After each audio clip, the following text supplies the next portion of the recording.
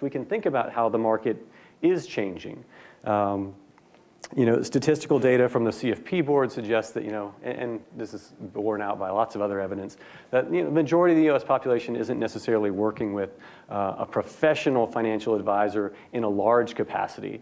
Now, while a large number of people might at some point in their life ask certain questions of professionals, most people aren't making the majority of their financial choices with a professional advisor. And there's lots of reasons for that, right? We can think about, there's some cases of resource constraint. So in some cases, certain financial advisors might have means tests, right? In terms of like, if you don't have X number of assets, you're really not for our product, right?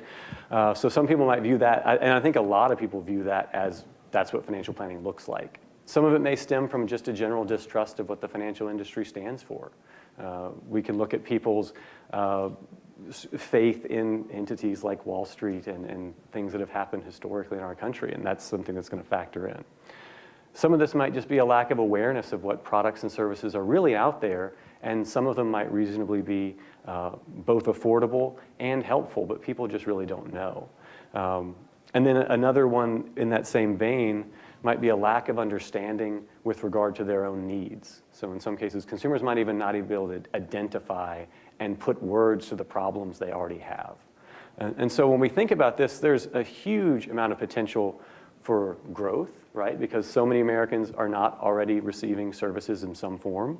And I think there's substantial underserved markets out there. And that's really what we kind of start to think about when we think about financial service innovations. We start thinking about, well, where's the growth? Where's the underserved markets? Where's the new place that we can provide services and provide information and potentially provide benefit and also get a piece of the pie, right?